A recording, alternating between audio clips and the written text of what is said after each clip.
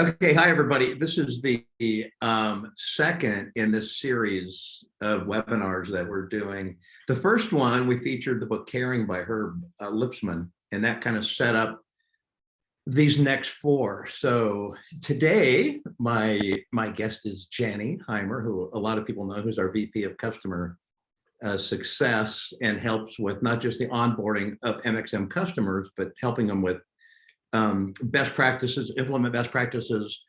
A lot of those best practices we learn from our own customers. A lot of it has come from Medallion outside the industry. A lot of it has come from our own operations. So when I say our own operations, I'm Blair McHaney, CEO of MXM, Member Experience Metrics, also president of Confluence Fitness Partners. We have two gyms up here in Central Washington that are currently closed this morning due to excessive snow. So this is a picture this morning from the GM of our clubs, from Katie High. She said, "Hey, here's a picture of the girls' cars. These are her daughter's cars this morning at about 7." And so they're not getting out of the house. This is Jenny sent these. So somebody asked where Jenny is. Jenny usually drives in from Entiat. So she's about 40 miles from Wenatchee up the Entiat River. And this is from a few hours ago. That's Moto, our office dog, there on the left, trying to make his way through the snow. I don't know what the hell that is on the right. I think that might be a patio heater, Jenny. Is that what that is? That's covered with snow? Patio heater, and my barbecue is under there somewhere. And so it's still snowing hard. You might have heard Jenny say her hair's wet from trying to help her husband, Gary, and his snowplow outside get out of the snow. This was sent to me by actually a friend of ours, Evie Gillen, who's the GM of Wenatchee Racquet Athletic Club. This is what she got when she opened her door this morning to go out. So with that, okay, that's what it's like here. That's why we're doing the webinar from separate locations this morning. Today, this will be the second time. It should be the fourth annual, but it's really the second time because of the pandemic that we're announcing our Locations of Excellence Awards. We call them 5 Nines. 5 Nines is a bit of a play on software uptime for SaaS companies. So ideally, your service level agreement will say that you'll be up 99.99% of the time. You know, perfection is 5 nines in SaaS software uptime. So we use that as sort of perfection in member experience. And Jenny, I want you to talk through a little bit how we do the awards. What's the methodology that we have to follow at the end of a year in order to determine who the 5 Nines winners are? Hopefully my internet will hold up, you guys. But basically we took the last 6 months of 2021, just because a lot of clubs were still closed. Blair, our 2 clubs up here were closed for a portion of that time. So we used the last 6 months. So we required a minimum amount of surveys. About 240-ish is the number we landed on, as to be, statistically relevant. And then you had to have a 9.0 average for that whole entire time on some key metrics, and then one floating metric in there. So because not everybody asks all the questions based on the amenities and the services they offer. So if I remember right, the 4 key metrics are likelihood to recommend 9.0, Yep. Front desk staff friendliness 9.0, overall staff friendliness 9.0, gym cleanliness 9.0. Yes. Is that right? Okay.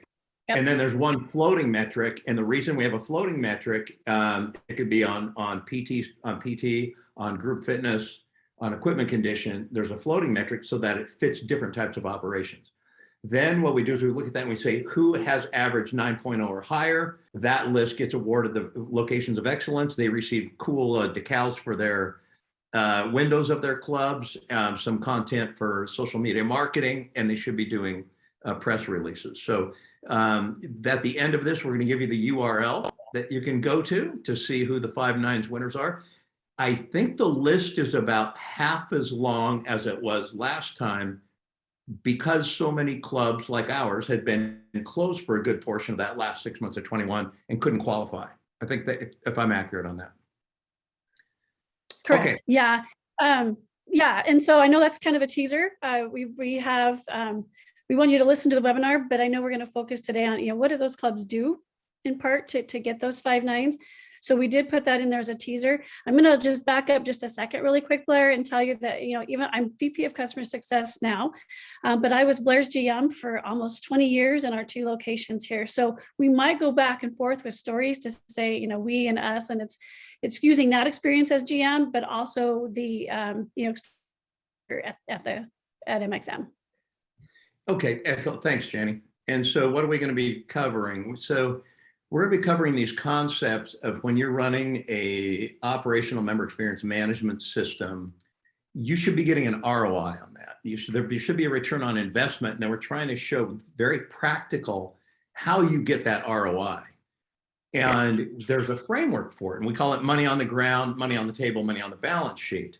And we didn't make that up and then try to back everything into it. We sort of discovered this framework as we were developing MXM Plus, and we started to say, well, at each of these touch points in MXM, like the purchase experience, the onboarding experience, the ongoing experience, the cancellation experience, there are key questions that you can ask and key metrics that you can grab, including open box comments that are pure money on the ground. And when we say money on the ground, what we mean is it doesn't take any internal process. And Jenny, I'm going to blow through these really quick, and then you and I are going to go through and do a little deeper dive on each of these 3. Okay. When we say money on the ground, it's something very quick and obvious right in front of you. The person that has received the feedback can reach out, contact that person, take action on it, and immediately, we call it money on the ground because save a member, extend a member, provide services to that member, fill in gaps for that member where they might not have a sustainable exercise program. There are so many things that we call money on the ground. Money on the table, when we teach the MXM Institute, we talk about an external loop and an internal loop. Money on the ground, you're closing the external loop. You're reaching out to the customer and closing the external loop. Money on the table, it's a slightly more complex. It's not hard to do, but it's the discovery of internal systems, processes that might be broken or not broken, but not designed well for the customer. And it's the opportunity to evaluate those, do some root cause, and change those. And it presents a lot of opportunity for efficiencies. Efficiencies are huge multipliers over time. That's why we call it money on the table. Lastly, we call money on the balance sheet. And this is really culture change. This is when the inertia shifts in an organization and all of the customer centricity is not being just pushed by managers or GMs or owners. It's owned internally and it just becomes part of how a company operates. Everybody's operating in line with the culture. Leadership has a crystal clear member experience vision. That's what we mean by money on the balance sheet. It is really the ultimate leverage point. So with that, I'm going to stop share. And Jenny and I are going to start with money on the ground. And so, Jenny, when you're onboarding new MXM customers, one of the first things, because they don't have a bunch of data yet, things are starting to trickle in. By the way, whether it's MXM or any other system, right? It's starting to trickle in. And so what are some of the first things when we talk about money on the ground, and what are some of the first things that you want people to know when you're training people at that stage when we first bring them in? Well, one of the most important things that we talk about is obviously, you have to ask for the feedback. And so again, regardless of the venue of how you do that, the first thing is pay attention, right? Is to really read what those customers are telling you, both in their written and in our case, in the scores. So pay attention and actually look for those pieces of information where you can maybe give them some PT help, or maybe coach them into a group fitness class or a small group training. As a matter of fact, this morning, Blair, I found a piece of feedback this morning from our joint survey, one of our joint surveys, and the employee had hoping that the feedback said, "I've joined online," and they didn't say that. It was the online. That's how they joined. And the scores were great. We're super excited. I've heard good things about this company. And that was the written feedback. But in the scores, when I'm confident that I have an exercise program I can, do. it said a 3. It was actually a 3. And so what I'm hoping is, what I see a lot is a lot of people say, thank you for that great feedback. We're happy to have you. Let us know if you need anything. Didn't comment about, their exercise program specifically. That's an opportunity there that somebody might miss. But if you're really paying attention, you get that person on the phone, get an appointment, and show them around, help them to feel comfortable, take those next steps. Yeah, I think that's the subtlety there in when you say pay attention, because a lot of people do. They think they're paying attention when they look at a piece of feedback and somebody says, I love it here, and they have some great scores. But then there's a fitness results score that's really low. Or in the member join, they have self-selected, I'm new to a gym and I'm not sure what to do.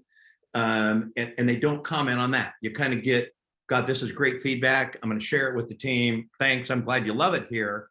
But the person has just sent you a signal. So I think it's important when you're looking at feedback to think about signals. What signals are people giving you that give you the opportunity to just reach out and help somebody right there? Because the big thing there is there isn't anything internal you got to do. There's no management that has to jump in here. You can just reach out and execute right there with that person. How often do you think those opportunities come up in the average club? Every day. I totally agree. I mean, looking at our own feedback, right? I mean, we don't have huge gyms. So what we get 6 pieces of feedback a day or something like that. And well, less than that right now, because we're running at about 55% what we ran in 2019. But there isn't a day that I look at that feedback that there isn't something like that in there. And that money on the ground, think about how that multiplies out day over day when you reply back to somebody very specifically, and let's assume you extend the life of their membership by a month. Or let's assume that, once a week you find that person that really needs some help and they just bought 3 sessions of personal training or anything like that. Or they weren't going to do group fitness and you got them in group fitness. What does the life of that member actually turn into because they're doing group fitness now when they otherwise would have been, wandering around the gym, not really knowing what to do. So I think that's the big thing is that really pay attention to the nuance. What else? So Jenny, before we move to money on the table and everybody out there, we're going through money on the ground, money on the table, money on the balance sheet. Then we're going to have any Q&A. We try to keep our webinars 20 to 30 minutes. And so then we're going to ask for any questions, and then we'll tell you when the next webinar is and who's going to be featured in that webinar. So before we move to money on the table, anything else you'd want to convey about money on the ground? I think it's, especially for if it's a new process, obviously pay attention, but also to coach your team and empower them to just make those decisions, give them that permission, if you will, to make that member, get them into a PT session, help them with the fitness program, get them in and show them around the club, whatever it is. But to, just to make sure it's not just reading and responding, it's a big part of it, but also just taking that next step and making sure you're, welcoming them in physically and, emotionally into your club. So there's a couple of things coming in here that I love. Julie from Lake Nona, which I cannot wait to see that club next time I go down to Florida. She says they see this all the time in their surveys. Trey McLean to everyone. What are some money on the ground opportunities from the core survey? I'll tell you, a big one is fitness results. That's a huge one. When somebody, and you'll see this a lot, is that, somebody will give great scores. They'll give a low fitness results score, and somebody just closes a loop and doesn't say anything about that. And what's interesting with fitness results, and some of you that have known me a long time probably heard me say this a lot, when people have poor fitness results scores, they blame themselves. When they have great scores, they give you credit. That's the general thing there. So it is really important when you see that to reach out and say, and they may get back to you and say, hey, it's not your fault, man. I've been lazy, I've been getting in. We say, well, it's important to say, well, we'd like to take responsibility for that. Like, we want to help you. And it is just a different brand voice that you have. And those are huge money on the ground opportunities. Got to say hi to Keith Elliott from sunny San Diego as we're sitting up here in multiple feet of multiple feet of snow. Before we move, Blair. yeah, jump in, Jenny. And I know this might lead up to the next session, but one of the things too is, we hear people say, well, I did address those fitness results. When I responded, I said, how, basically, we want to help you, let us know what we can do or something like that, something to that effect. But they're leaving it in the members' court to take that next step, right? So, it's one thing to respond, but it's another thing to take that next step and say, I know it's not your fault, Blair, that you're saying it's your fault that you're, working, not coming in enough, working out too slow, whatever the reasons are. But that's not okay, right? We need to not just respond, we need to do more. So that's awesome, Jenny, because I can remember years and years ago, we would have these discussions about don't hit the ball back over the net to the customer.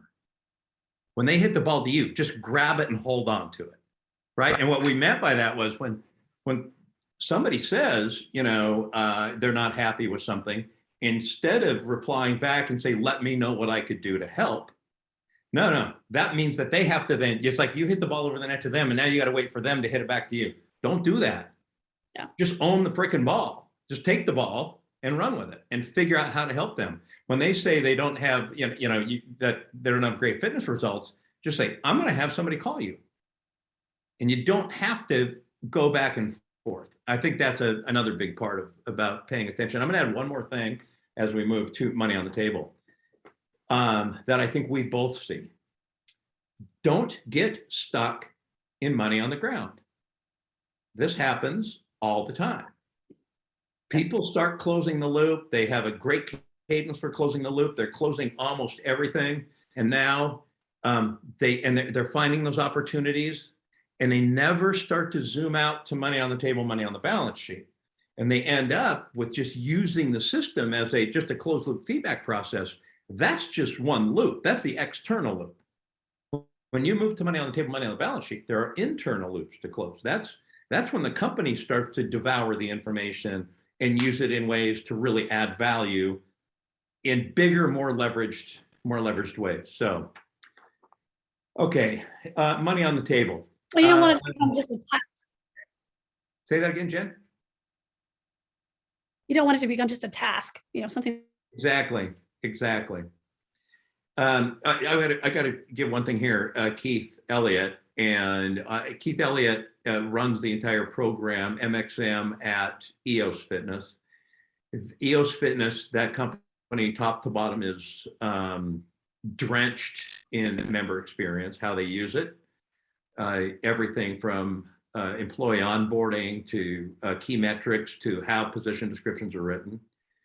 And Keith says he coaches their teams to be proactive and think what I do for you based on your survey is think. And so I've sat in on his training before. And he says, always look for that gem. Always look for that one kernel that's in that survey because it's in there somewhere. Sometimes even when they don't say anything, sometimes it's just, hidden in a metric somewhere. Money on the table. So Jenny and I've spent several 2-hour sessions getting ready for this, and she told the story about being at the Gold's convention once, and that's how I want to kind of open up this section on money on the table. So tell the story. Give a little context first, Jenny, and then tell the story about what happened at the convention, and then we're going to weave that into what money on the table is. To know when we were Gold's Gems and at the Gold's Gym convention, by that time we had been using Medallia because we didn't have MXM then. We're using Medallia for 8 years or some amount of time before this moment. And so we were actually, I think our clubs were 1 and 2. I think some people on here might argue with that, but a lot of the times our clubs were 1 and 2 Sure. as far as NPS. And so, it was just became part of our culture, right? The member experience and, finding those nuances, doing the thinking, doing that kind of stuff. So anyways, got on the elevator, going up couple sessions, and all these people were frantically on their phones, and they're angry, and they're yelling at their staff, and they're stressed out, and they're like, oh, this is happening, and I'm gonna have to miss this session because this, I gotta go. Cutting out a bit. Jenny? Jenny, I think, yeah. I'm gonna finish her story for her here, because I think we're losing her. She's up in. And I thought you were great. Jenny, we lost you there for a bit. Can you hear me? That's better. Yep. Turn off my video. So I don't know where you lost me. I told the whole story. Well, so I can repeat it. What had happened was she was listening to other GMs kind of fielding these calls and handling different billing issues and handling personal training issues and everything else. And she was wondering why maybe she should be doing the same thing. But what had happened was we had such a regular cadence of reviewing process, and we had this saying about not just managing a single issue, but how do we wipe out that entire species of issue? And to really, so there's a couple of things that have to happen when you're looking at money on the table. You have to have a practice of root cause analysis and change management. And that is sort of a corporate speak-ish to say root cause analysis and change management. But Jenny, if you're there, how hard is that? Like, talk a little bit about how hard that was for you, if it was, and what some of our customers say. Yeah, it and it's not time consuming. It is maybe at first just a little bit. You have to kind of stop and carve out some time to maybe change, and maybe add some meetings, change your infrastructure a little bit. But the time you save on the day-to-day and the fires that automatically get put out, it's well worth it. Excuse me. So for example, Blair, with one of our customers, and I know they're listening here, when they first started with the feedback, the person in charge, she said, you know what?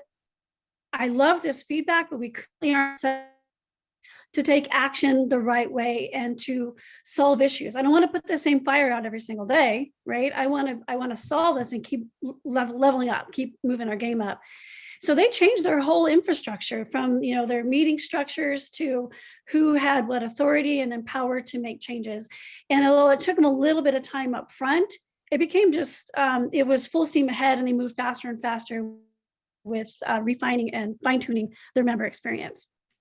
Yeah, there's this idea, everybody's gone through this, right? Oh my God, it's easier if I just do it myself than train somebody else to do it. It's sort of the same thing here. Yeah, but if you train somebody else to do it, it's going to take some time up front, but then save you so much time on the back end. That's what happens with money on the table. Oftentimes, a club or a large group of clubs, something at scale, what they don't have is the right time, space, and people in the room to make decisions to execute a change. And that's all you have to do. You take a process. I'll give you one years ago that was so simple, yet so important. We got a piece of feedback from a long-term member, probably spent $15,000 a year on personal training, still with us to this day, and said, the comment, great scores, comment said, I spend about $15,000 a year on personal training. Seems a little petty to charge me 50 cents for a sweat towel. We said, so quickly, so what do you do right there? Literally, we said, will you run the reports? How many sweat towels have we actually charged for in the last year? Is that a significant amount of money? Turns out, no, it wasn't. Front desk had already been kind of giving them out. It wasn't really clear. And we said, okay, no more charging for sweat towels. Then what? There's a process change there. Okay, who's got to change the button on the POS system? Who's got to retrain the front desk staff? It was small, but man, it made a huge difference to our customers. And it wasn't hardly any money at all to do that. So I think it's important. To carve out that time, space, and have the right people in the room that can not only decide how the process or policy should be changed, but then they can go out and they can own the tasks to actually make the change. So when we say root cause analysis and then change management, that's all it really is. I was on a call 2 weeks ago with a potential customer, and we were kind of talking through some of their operations and multiple clubs, VP of operations, and I was asking about how she spends her time. One of the things she said is she handles all of sort of the billing escalations with their member management company, member management software company. So the GMs at these multiple locations have to take everything through her. She reaches out to member management, shifts end dates or refunds and personal training. And she said it takes up a huge part of her day. I asked how she was being tracked.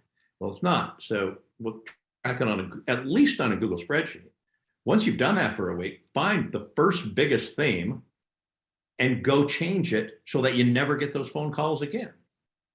Part of that is, at some point, you got to trust the people that are working for it. And you have to give them the authority. You have to empower them to be able to make decisions because they're the ones that have the most information. Jenny, money on the table. I think a really great example is one of our a large group of customers, group of clubs. They had, when they first started, they got feedback about, hey, I wish we had more mats in this area, or I wish we had some more lighter dumbbells in this area. And the owner of the club or the CEO said, well, why don't we? Why aren't we doing that? And they said, well, here's our policy or our procedure is to send in a request, and those eventually we'll get those pieces of equipment or those mats or whatever purchased. And so I think it was you, Blair, that asked about the process. Well, who do they email? And they went to 3 people. So who was doing those ordering, right? The other guy, right? So it really never got done. And that was just a process. They were like, well, why are we doing that? That's silly. And they changed it and then made it work. Empowered, and it went empowered at the location level. Here's the budget. When you need something, here's how you order it. Here's a speedy process to get it done. Instead of it kind of going into the ether, Julie from Lake Nano in Orlando is talking about they do bring those themes into weekly meetings. I think an effective way, Julie, I'll tell you, if people took one process a quarter, now I'd much prefer one process a month. Just identify one process or policy a quarter and just say, we're going to fix this one until we either have no more complaints about this or very few complaints. That way you have plenty of data and you can look at trends and you can look at also your theme explorer and see what the biggest themes are. And then she, I think a little piece, she said they have complimentary sweat towels and a lot of them were disappearing. So they did a towel amnesty month and received about 300 of them back. I walk out probably with a sweat towel at least once a week. So I'm as guilty as anybody, and I got to remember to bring mine back as well. Okay, Jenny, anything else on money on the table? The important things to remember here are this: money on the ground is quick and easy. You can kind of get addicted to that and just live there. You need to zoom out a little bit. You need to look at your data and start to solve slightly bigger process and policy business practice issues. Those things create efficiencies, they create better customer experiences, they keep people around longer, and efficiencies just save money over time. That's a little higher leverage. Money on the balance sheet. Jenny, what did you ask me about this? I said, I keep wanting to turn my video on, sorry. So we all understand, well, most of us understand what a P&L is and all of that kind of stuff. But if I'm, if I'm going to take this message and train my team, do they really understand what balance sheet is? Like, what does that mean, Blair?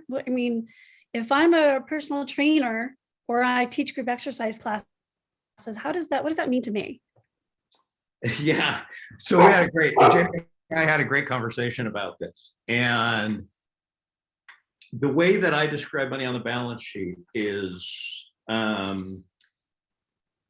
when your people become better business people, better leaders, and better operators, because you're focusing on the member experience and you have change management and root cause analysis in place for things like money on the table, then there is some inertia that starts to happen.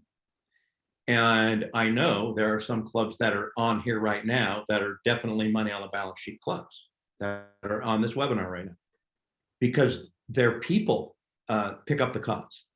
And it's not just the owner, just the manager driving that cause. You guys, a lot of people know I'm really good friends with Joe Cerulli, Gainesville Health and Fitness. I'm incredibly familiar with their operations. That is definitely a money on the balance sheet organization, right? I mean, that is, you know, people like everybody understands the purpose. Everybody's aligned with the purpose. Everybody puts the customer at the center of what they do. And by the way, I'm going to give away a little bit of the punchline here. When you go in and look, all three of their locations were 5 nines winners. So not a huge surprise. But there is inertia that happens where everything starts to sort of happen organically around the customer experience, and you don't have to do it anymore. And that Jenny's experience at the convention was what was happening, right? You're not there anymore. You can depend on other people to pick up the cause and act aligned with the member experience vision. Not just like you would, but aligned with your member experience vision. Jenny, is that the explanation? Definitely, you know, and I want people to understand that the work, the day-to-day work, you keep moving it up. Yeah, it's always going to change, but you keep leveling up every time. And so the important part of that is, you know, when you have your NPS at 80 and your staff friendliness scores are, you know, through the charts, I think are, you know, average, some of our 5 nines winners are averaging 9.6, 9.7. You know, that it just becomes part of your culture. It just becomes who you are. And then you're always finding those other pieces of feedback, and that's your balance sheet. I mean, that's your brand, and that's why people choose you over your competitors. That's interesting. Well, I like where you went there, because a lot, you know, I'm a big fan of Mark Schaefer's book, The Marketing Rebellion. And, you know, he talks about, you know, you only control 1/3 of your marketing, and people don't believe that part anyway, because you're paying for it. 2/3 of your marketing you don't control. It's the conversations people have. It's Instagram, it's Facebook, it's, you know, it's everything else.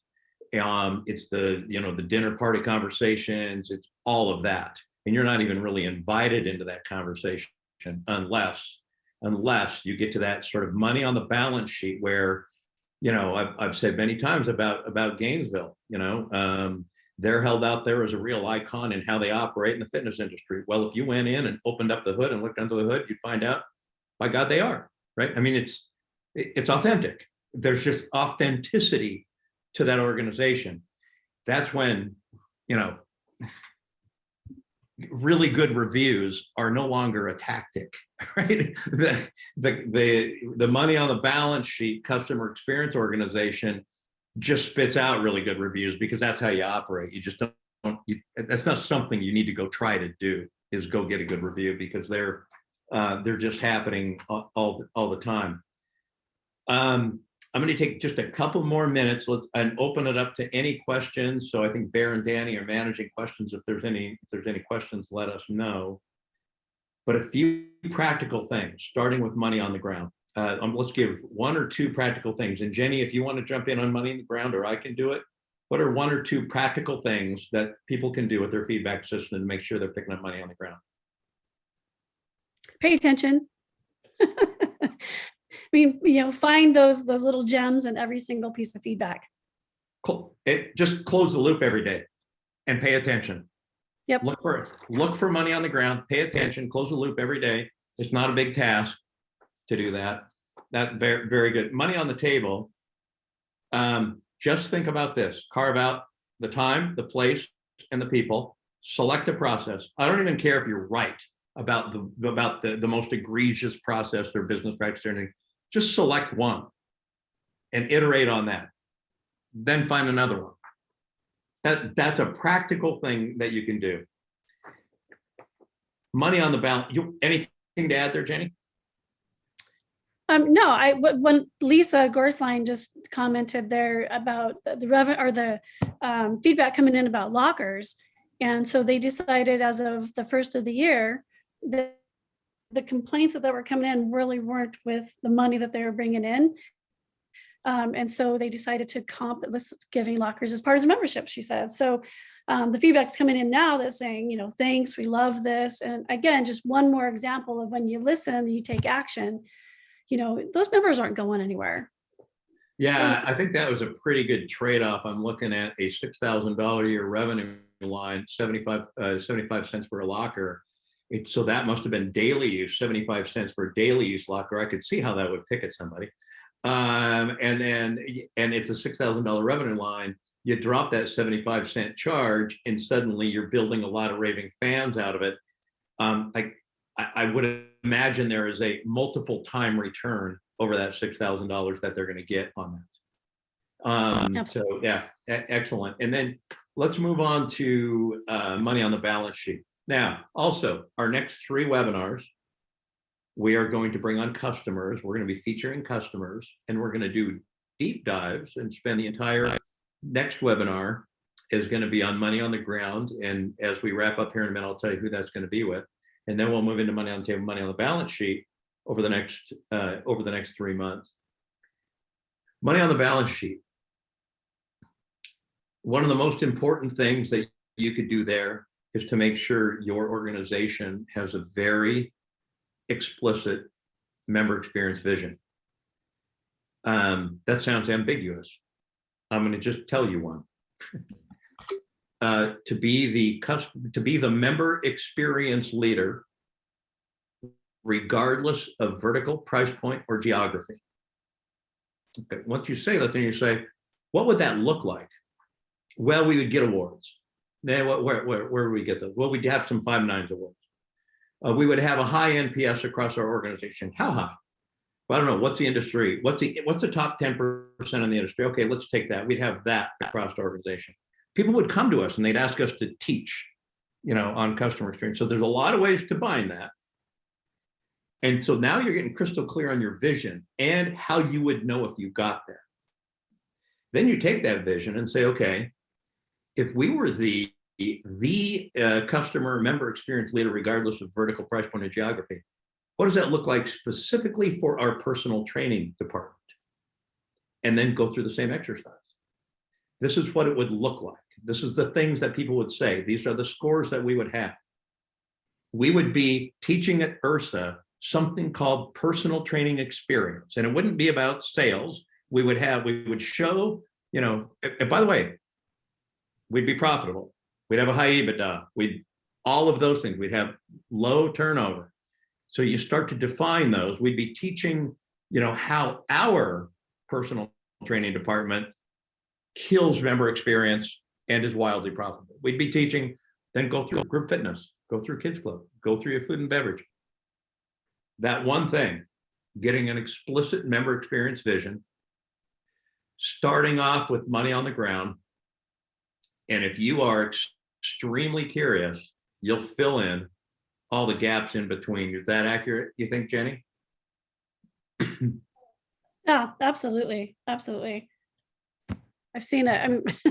I mean, another really quick story. Again, back in my GM days when like I said, all experience scores were really high, except for our kids club at Wenatchee.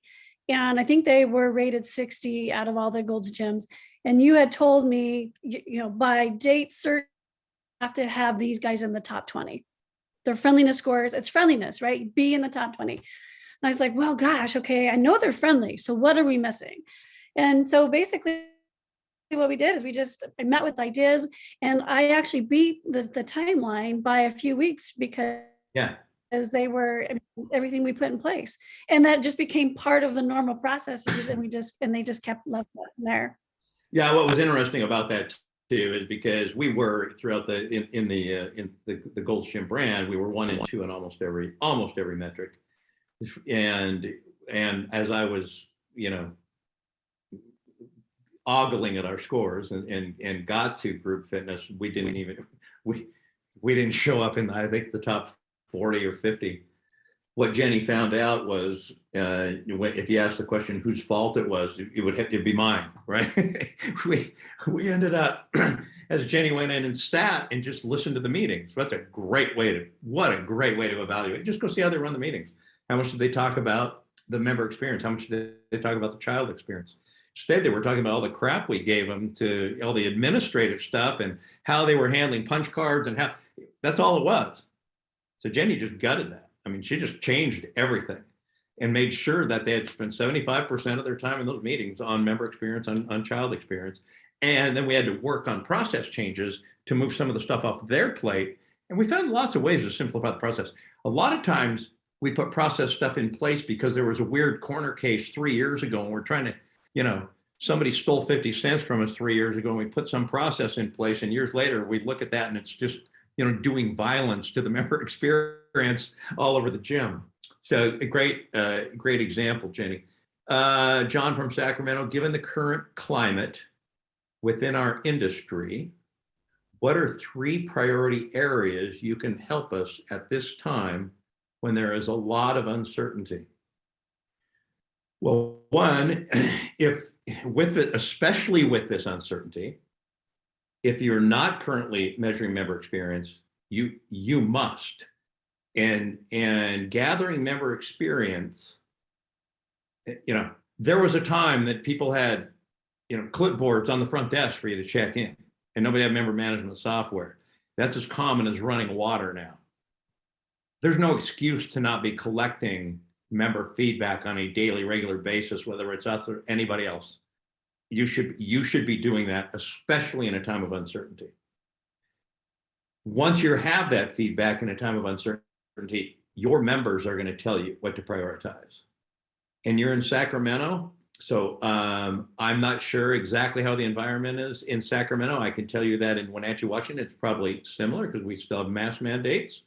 There's a lot of fear sort of broadcast out there on the news. And so we are running at very high net promoter scores. And right now, everything is about cleanliness and friendliness.